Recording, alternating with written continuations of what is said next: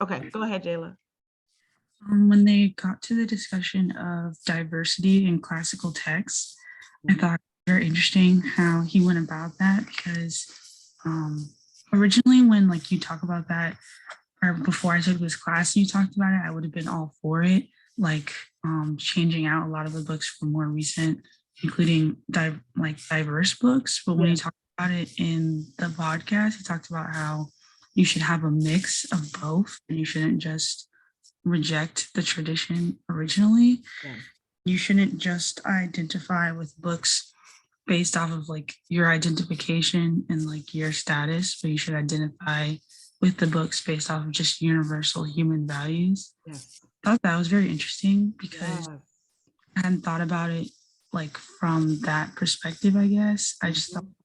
like there should be books with that you would identify with as a person, but I can understand how you should still be able to identify with other books just based off universal.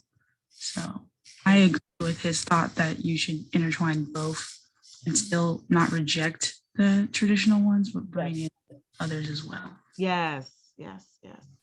I was really drawn to the way he talks about it's not about okay, how did he say it?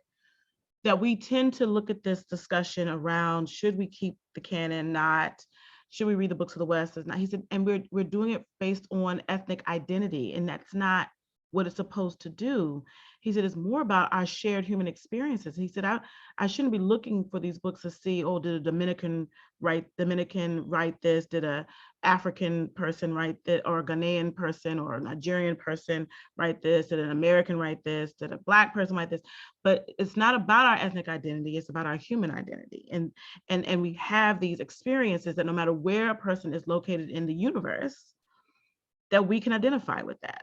I think I want to go back to prove my point. I want to go back to earlier in the semester when we talked about Phyllis Wheatley and when she wrote the poem David Goliath of Gath, right? She is a Black or an African girl is identifying with a Jewish boy defeating a giant. And how is David's story? Let's just unpack that for a minute so we can just kind of connect this to what Roosevelt was saying. How does Phyllis Wheatley, a kidnapped, enslaved, captive African girl, connect with Jewish David fighting Goliath, who was a Philistine? Like, what connections, what common human experience did she see there?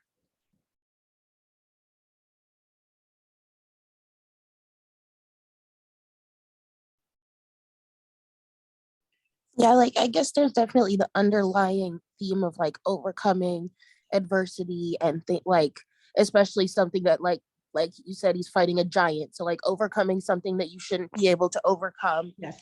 And that's like something that all humans will face regardless of if you're Black or white. And it's like it's we were saying about the diversity, it's definitely valuable to learn from people your own race, but that's like that would be like saying white people only need to learn from white people Yes. because they're white, and we obviously we're trying to move past that thought. So by the same vein, we need to accept that not everything that we learn from is going to be from the same background as us, but it's just as valuable. Yes. Yes. Yes. Yes. Yes. And that illustrates that point. I always say the color line, or as Du Bois would say, the veil.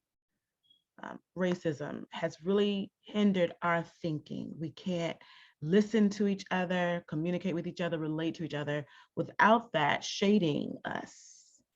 And I feel like Roosevelt Montas is inviting us to take that veil off, take those shades off, and come to these texts just as equal human beings.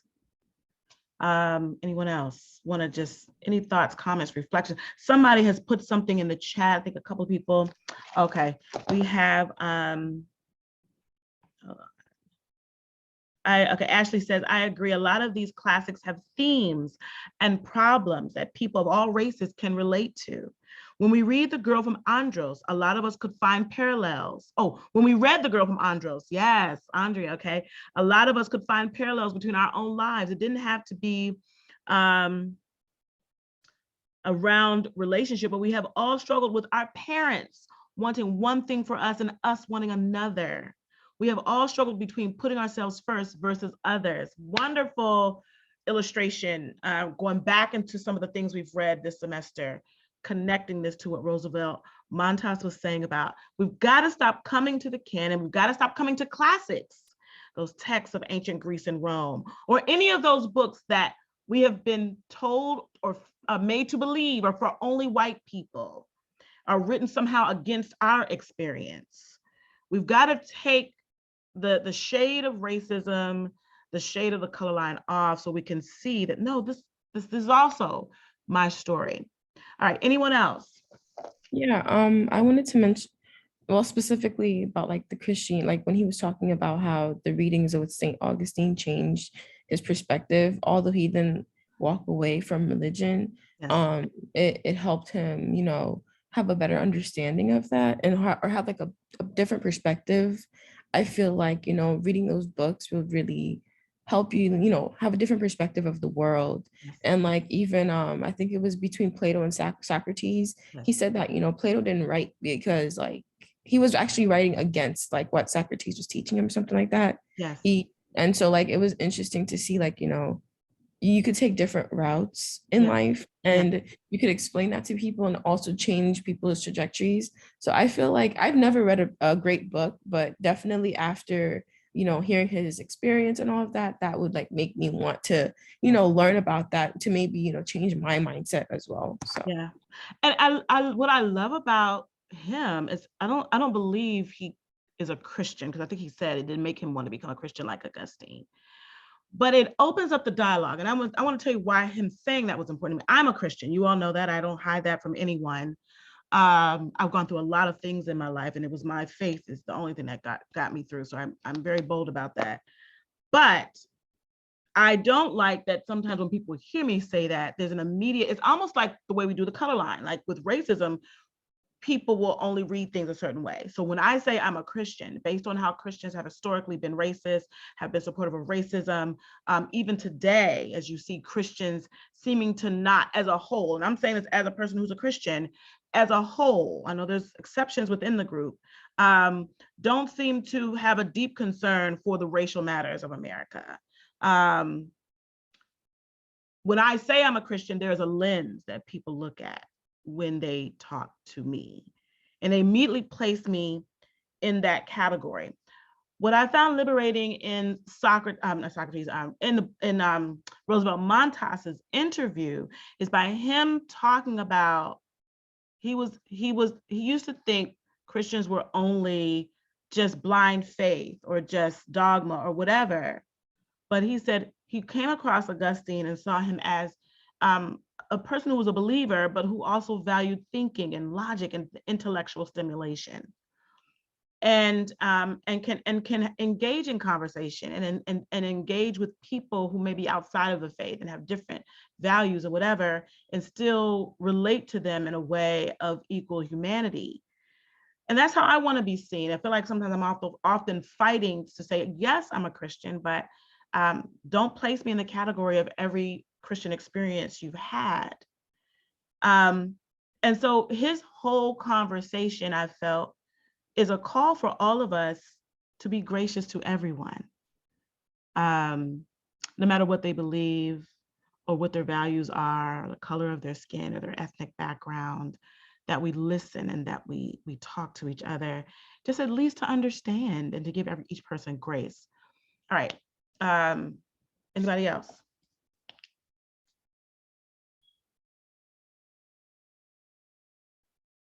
And you can make a comment that takes us away from what we've been talking about. If you have something else you want to draw out, please feel free.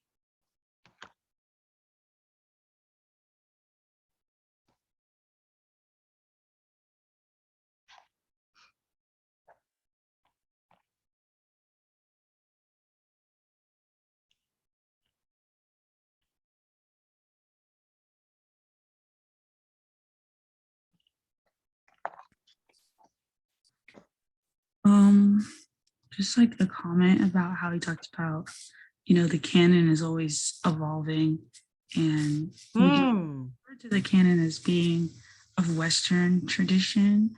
But as we learn more about other books and explore, like kind of how he talked about how he got Gandhi Yeah. into the curriculum at his school, Yes. which um, isn't technically considered like a Western writer. Yes. So it got me thinking about like the writers that we've been reading in this class, like how many of them may be considered like classic or maybe in the canon later, like many years after.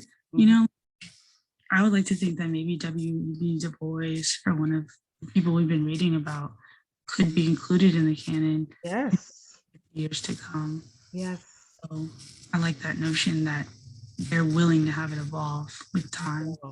And it's supposed to evolve, I feel. Amna Khalid, the lady who was interviewing him, she calls it the living canon. There's a educator that I love. She calls it, her name is Charlotte Mason, and I love her educational philosophy. She calls these texts living books. And I feel like it's supposed to evolve. The collection is supposed to evolve. I feel like um, the whole idea of compiling the text, I think, gets a bad rap because white people did this compiling and left people like Gandhi or Du Bois or Martin Luther King out of it, when these gentlemen clearly were engaging in the same great conversation. And so we can be honest about that. We can own that, women were left off. And we can, and according to the rule, it's those who are engaging in these great ideas, who are, as we talked about at the beginning of the semester, those who are referencing classic texts from ancient Greece and Rome and building on those thoughts. Those authors were included. Sadly, that if that's the rule, they only connected that rule to white people of European descent. That's where I feel the rejection of the canon has come from, is that those who compiled this book, this collection, who claim that I've collected these books because this is the rule that we used. These are people who've been engaging in these great ideas for humanity. They have been, and they're rooted in these works of ancient Greece and Rome, and they're engaged in this great conversation through the centuries. And that's why we chose these books.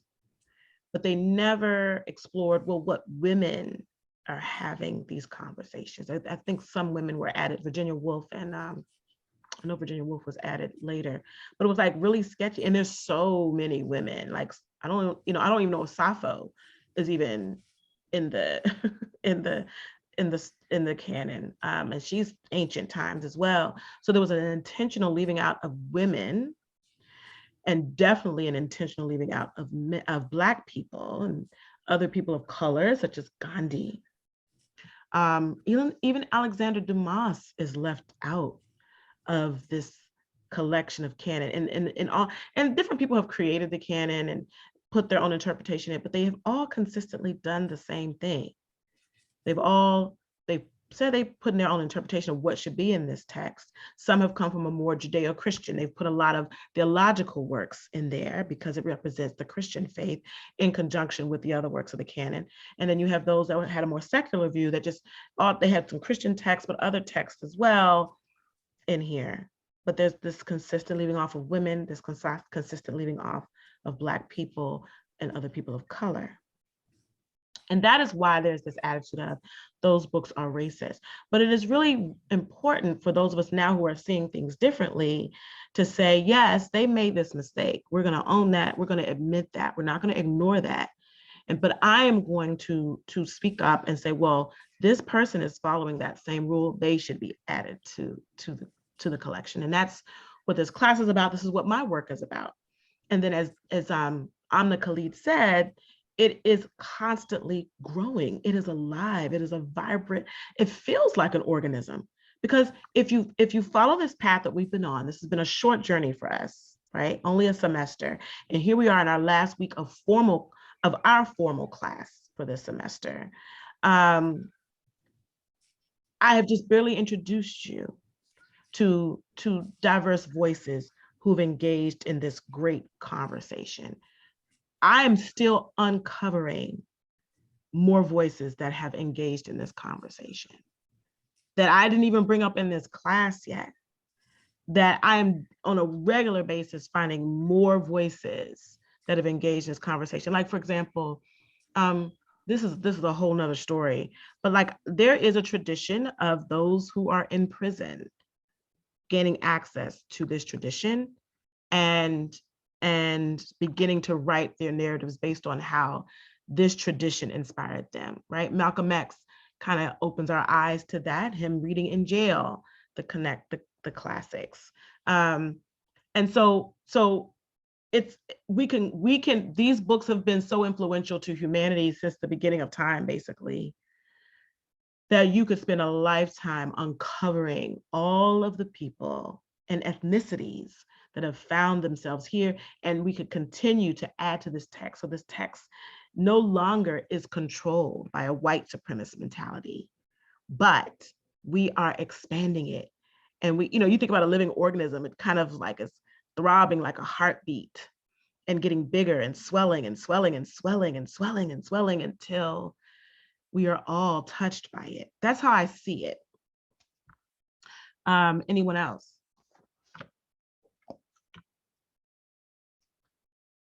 Any thoughts, comments, reflections on the podcast that really spoke to you, or ones you may have disagreed with or questioned?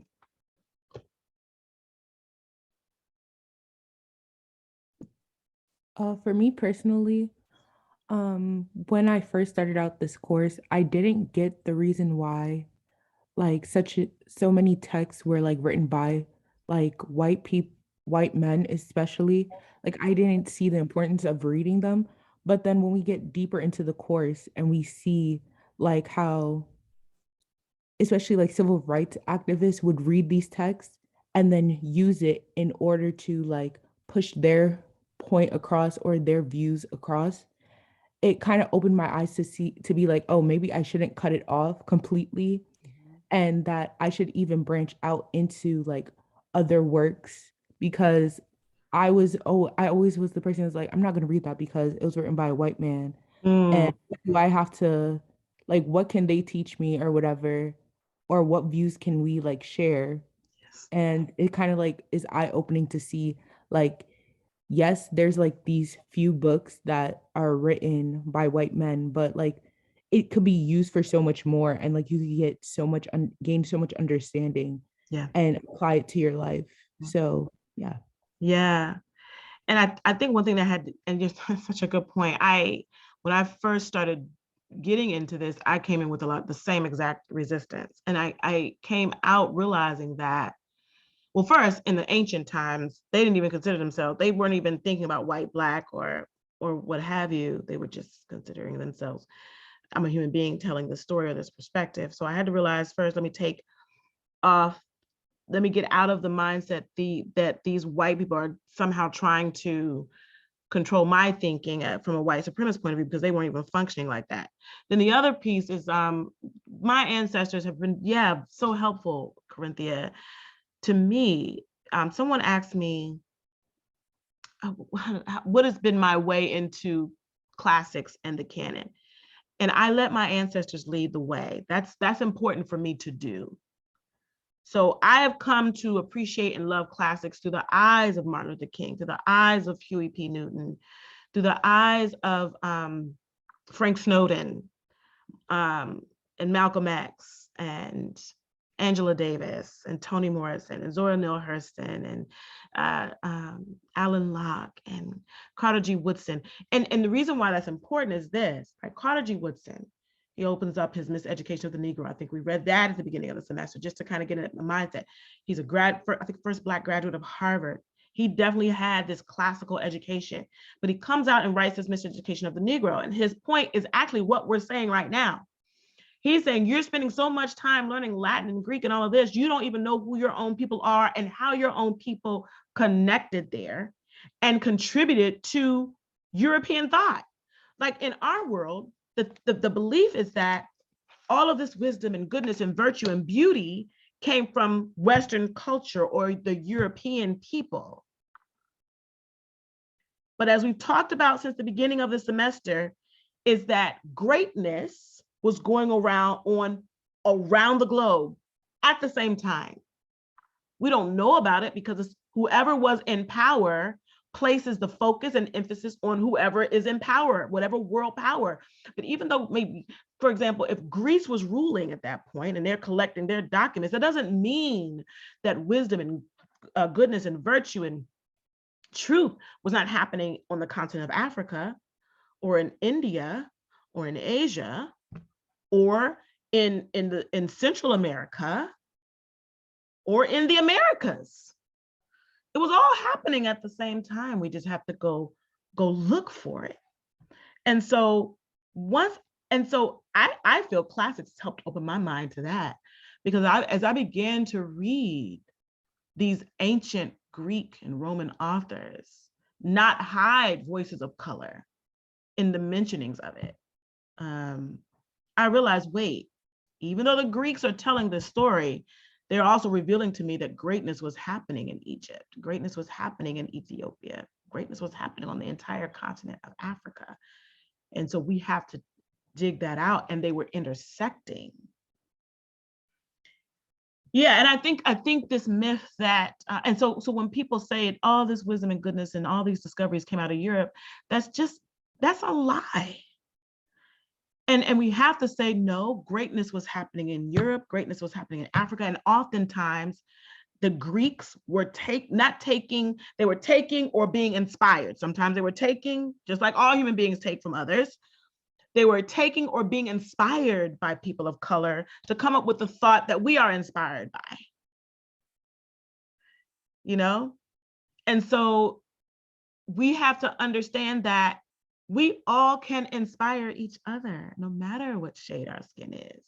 It's what humanity does. We share wisdom with each other through the ages. And then some people write it and may get credit for it, but it's still important for us to see if we can trace back to see, well, where did this come from? Did they mention where they may have been inspired to write this text? And then we go discover that person. And that oftentimes is a person of color. Anybody else? Thoughts, comments, questions, revelations from the podcast?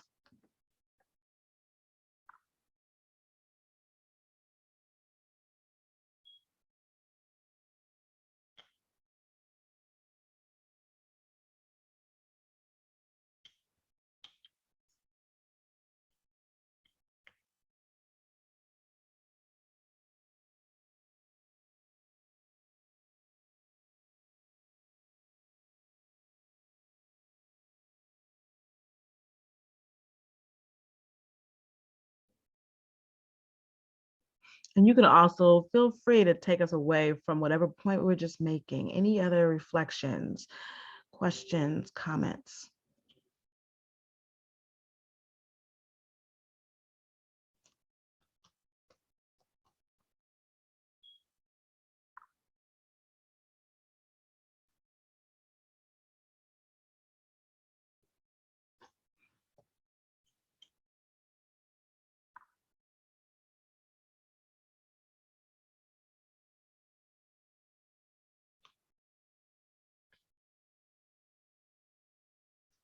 So I'm going to ask you guys a question now. All right, we have just a few more minutes. And I'd like us to talk about, so I love how you all brought in your different reflections from the text. And I love that we're ending the semester with Roosevelt Montas kind of rounding out everything with us. What are your plans from here? And I'm going to share with you what my vision is for my own self as I continue this journey and continue to work with you guys. What do you see yourself doing after this class is over with everything you gained from this class?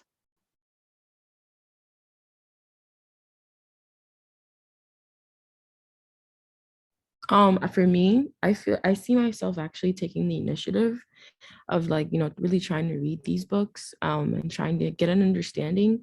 Yeah. Because I feel like this class I didn't take it by accident, but because it was meant to be, because I've learned a lot in your class, and I've learned that there's a lot, like I could think in a deeper way.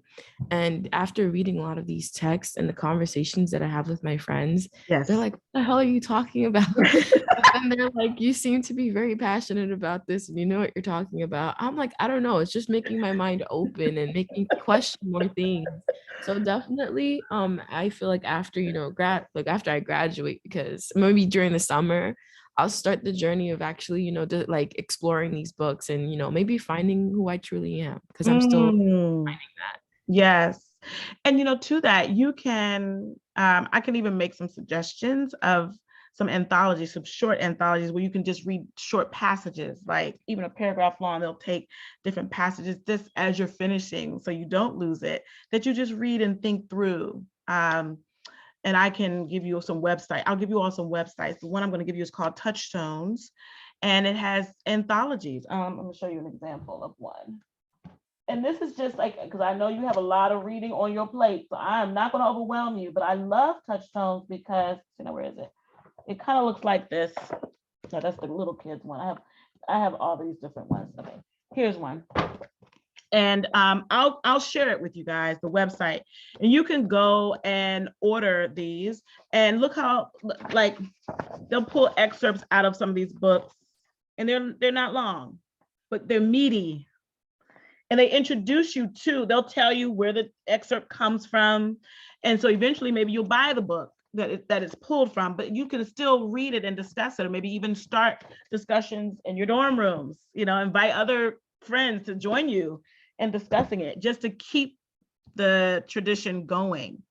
I want to say, Tyler says, I agree. My world history once said that history is told in the eyes of the winners, but that only tells us 5% the story of the story, and we have to go out and find the other 95%. Exactly. Maya. Hi, I was gonna say that I think with this class, it kind of changed the way that I read in terms of my perspective.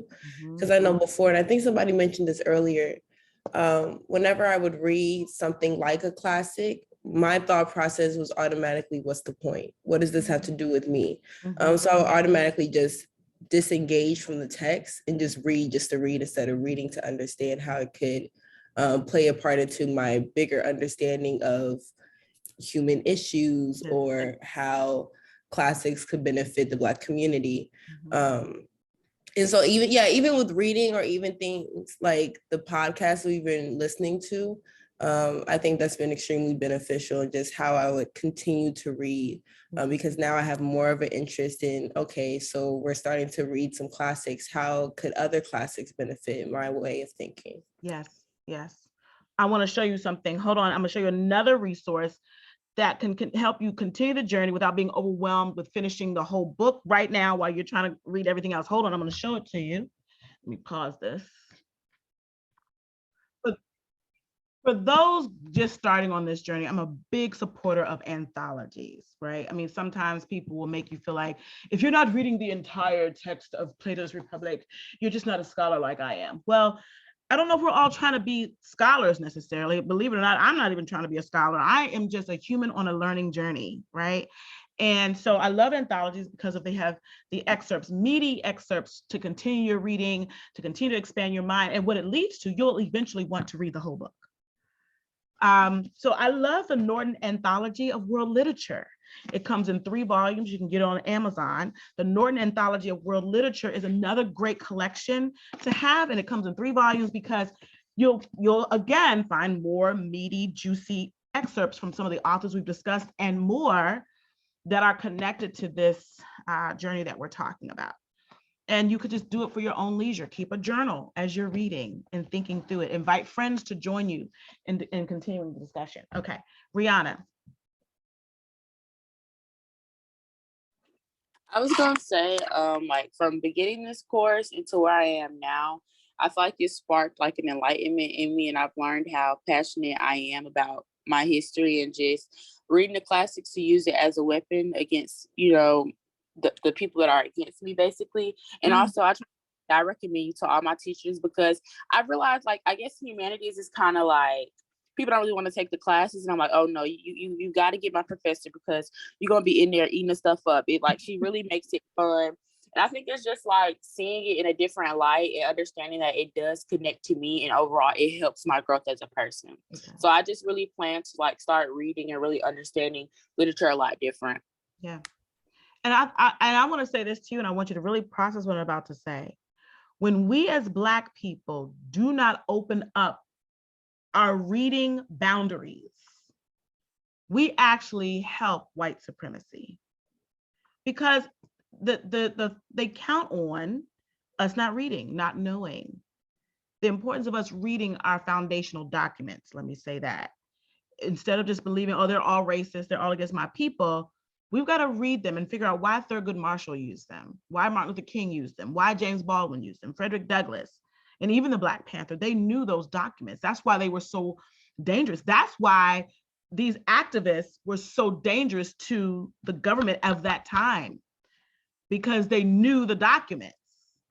So as long as we don't read beyond our own human experience, we limit ourselves and we support the oppressor. But when we open up that boundary and we read everything, and we read no matter who wrote it, it gives us such a broad understanding that we will be able to continue to fight for our equality, our rights, but also we will build bridges to people that we used to be afraid of or used to be leery of. You will learn not to judge everyone by the color of their skin. You'll actually come to find out, maybe all white people aren't racist. Maybe there are some who really are an ally. It helps us break through the chains of the color line too. And this is why, as Roosevelt Montas says, it is liberating. It is liberal education. It is liberal learning. We unchain our minds by doing this type of study. And so, there are so many, I always say, people have said, these books were used to oppress us. But as we've learned in this class, as we go through Black history and the history of Black education, and the attack on us not to have access to literacy and wisdom and knowledge and history, it was actually the taking of these texts from our community that was the oppression. And we see it over and over. As Reconstruction ended and there became this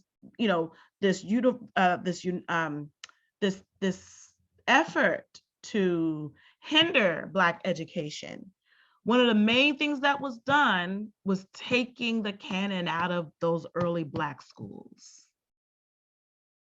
Eventually came with desegregation, the attack continued, because at that point, our education came under the authority of those who used to enslave us. And I feel like education became a plantation by another name, because then they began to redistrict spaces so that we went back to all schools in all Black neighborhoods, and we still have it today, and schools in all white neighborhoods. And I have worked in these public school systems where in a county in Maryland, one part of Maryland has one type of curriculum and another part of Maryland has another curriculum. And that still happens, where that was happening back when I was there.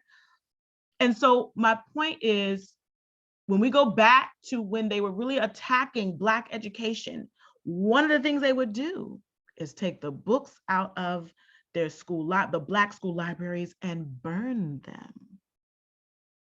They would burn them. And there are stories of Black communities running down to save the books from being burned. This is so interesting, and this is so important. You all continuing this work of reading is capturing what your ancestors wanted for you. To read them is not to reject your ancestors. To read them is not to deny your heritage. But to read them is to pick up where your ancestors left off, to pick up from where your ancestors were forbidden. Any other thoughts as we close? We have 3 more minutes.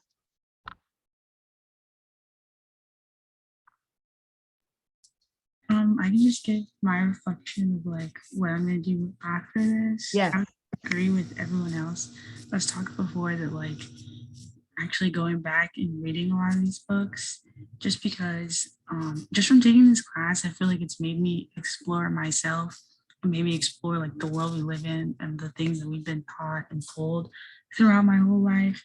So just learning like to relearn a lot of the things that we might have learned wrong or understood wrong, and understand society a lot better, navigating the world. And considering like I'm a senior, so like I'm graduating in a couple weeks, like I'm going back to school, but just learning how to navigate the world and learning how to bring advocacy into my everyday life, even though I won't necessarily be like a student at Howard anymore. I might like be at a PWI or like be in everyday life, and like what does that look like? How can I see those things happening on a regular basis, like within where I'm at, and how do you stop that from happening? Racist things happening. How do you go about doing that? How do you bring change from that perspective in my life and the field that I want to go into? Yes, yes. My last thing I want to say to all of you is I'm going to continue this discussion. And if you want to keep having these discussions with me, I've told you all about it. I posted it in the module, but I will be continuing to host these types of discussions at my space in Old Town Alexandria. And I will continue to let you know, hey, I'm doing a book talk, or I'm doing a talk on this short passage. I'll email it to you if you want to be a part of that. And we can do it in person, and you can also join in on, I'll do it so that you can be in person or on Zoom. And I'd prefer to be in person because we've been on Zoom so long. But we'll continue these discussions. If you want to come down to that space, you can continue to join me. This doesn't have to stop. Or if you ever leave town, if you ever come to town, you can hit me up and say, Dr. Prather, are you holding any discussions at your space this weekend or whatever? And you can come join us to continue this. But I'm going to continue to for as long as Howard allows me to work here, as unstable as my contract is still, but hopefully, it'll one day become stable. I will continue to teach this class. And if I lose my full-time lecture position and 7 years is up and I'm not tenured, I don't have a master lecturer, but Howard lets me stay as an adjunct, I will keep teaching this class at Howard, even as an adjunct. Like, I'm never leaving Howard until they kick me out, so I can continue to give this experience to my community. That's my goal for myself. And so, all right, so let's look forward to discussing Rescuing Socrates on Wednesday. And please try to read as much as you can. Read all of it. If you can't read all of it, read half of it. If you can't read half of it, at least read the introduction. And I will see you all on Wednesday. Thank you, Professor. Welcome. Have a good one, everyone. Thank you, Professor. Thank you. Welcome.